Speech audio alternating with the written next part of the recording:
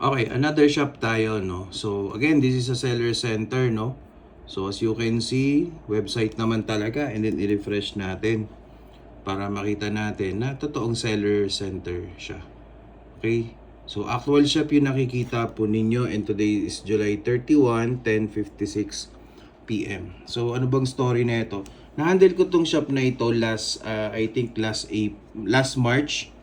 So, bago tayo pumunta doon sa March, so ito yung performance ng shop na ito. July 19 kasi ito na turnover sa akin. So, from July to July 18 na hindi ako yung nag-handle, ito yung kanyang naging ROAS result, orders, expenses is 18,000, ang sales is 121. So, when I take over ng July 19 up to present, ito na po siya. So, we only spent 14,182 yung na-generate na sales. And then, nag-improve yung ROAS result. So, I think this is 1, 2, 3, 4, 5, 6, 7, 8, 9, 10, 11, 12, 13 days. So, 13 days ko nang hawak yung shop. And then, ito po yung naging improvement after nag-create ako ng adjustment doon sa ads ni seller. So, ulitin natin, no? So, from July 1 to July 18, yung generated sales niya, no? 18 days, no? 193 orders, 18,000 yung nagastos, and then 121 yung sales. And then, nung tayo ay take over, so from July 19 up to present, you see the difference. So, almost nag-double yung naging turnout of orders, and then yung sales ay mas tumaas compared nung 18 days bago natin hawakan yung shop. Okay? So, but honestly, itong shop na ito ay bumalik lang din sa akin. Because during sige, balik tayo. Lagyan natin ng story. So, during, I think March humingi ng tulong sa akin si seller, no? So, kasi ito yung February niya. So, February, ito yung ads niya. So, 9 orders, 17 ROAS, 199 expenses, 3,500 yung sales. So, siguro kakasimula lang nito kasi makikita nyo sa graph. So, ayan. Makikita nyo sa graph, parang dito lang nag-start yung ads niya. Okay? Pero nung nag-full month tayo, nung March, nung nag-handle tayo, so if you gonna check, ito po yung naging turnout niya.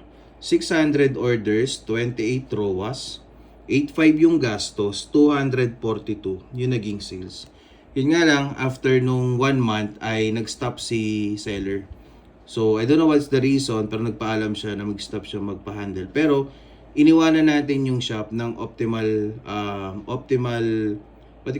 optimal setup para at least maging magandang takbo. Pero yung pala, nangyari, someone handled the shop nung April. So, nung April, ito yung nangyari.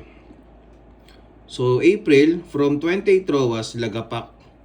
Okay, yung spending, as you can see, if you're gonna compare the spending from 8.5, umangat yung spending niya, hindi na po ako nung April umangat yung spending niya ng 24,000, and then yung sales ay hindi naman masyado umangat. And then, bumaba yung ROAS. Ibig sabihin, ang ginawa siguro dito nung nag-handle ay mas binaba niya or mas pinush niya yung targeting, which is siguro nasunog yung ads. So, ang tendency, naggumastos lang siya, hindi nag-generate ng sales. That's the problem kapag nag-a-ads ang isang tao without understanding what is the actual status of the shop, what is the actual needs of the shop. Ang store handling po kasi is not just by adjustment of ads, is not just all about targeting the right numbers. Ang kailangan ko kasi dito is determining what is missing. Hindi lang din siya yung tipong kailangan pag kulang sa clicks, kulang sa impressions, kulang sa conversions. Hindi yon, kasi kahit alam mo kung saan ang kulang at hindi mo alam kung saan mo siya gagalawin or asan ang sources na yon, that is useless. Okay, so minsan di totoo yung mga ganon na kailangan lang i-boost yung clicks, kailangan i-boost yung conversion, i-boost, madaling sabihin but it's very difficult to determine at saan mo siya gagalawin para mapasunod mo yung ads mo. So, ito na nga nangyari, no? So, this is April, and then nung March, ganun pa rin. So, same yung nag-handle pa rin, hindi na po ako. Lalong bumagsak. And then, lalong tumaas ang expenses, and then, bumagsak pa yung sales niya. Okay? And then, ganun din nung June. So, from June to June 18, from June, yung buong buwan ng June, nadala ako sa July, ganun pa rin yung nangyari. Mas mataas ang expenses, bumaba yung ROAS niya, and then yung sales mas lalong bumaba. Okay, so ganito yung nangyari. So from July to 18, nag-end na yung paghawak nung nag-handle ng shop. So 6.62 yung ROAS niya, 18,000 expenses, 121. Kung magto 240 sales to, possible 36,000 ang expenses niya sa 6.62 ROAS. So mababa pa rin talaga siya. So inayos natin from July 19 to July 31. So ito yung nangyari. So bumaba yung expenses but generated 182. Take note guys, baka sabihin na ba't ang taas pa rin? Kung nakita nyo kanina, kung nakinig kayo, yung naging starting point natin ay mababa. So from ROAS 5 kanina, pakita ko ulit. From ROAS 6 pala, 6.62, ito yung naging starting point natin. 193 orders, 18,000 expenses, 121 sales. So nung inayos natin, so 13 days tayo. So ito yung 13 days nung inayos natin. So as you can see, nag-spike yung orders, umangat yung ROAS. Pag tumataas ang ROAS, it indicates na nagiging efficient na ang spending. So nakita nyo, bumaba yung expenses and then nag-improve yung sales niya. So ang nangyari, nahatak natin yung July. So pag nakita mo yung July performance, 300 pero 33 expenses, pero hindi akin yung 33 na budo na what do you call this, 12,000 nata or 12,000 yun natin naging expenses lang natin compared doon sa, sige, para malinaw ang data. So there you go. So 18,000 doon sa isang nag-handle and then sa akin ay 14,000 pala. Sorry. So may butal. And then 12.21 ROAS.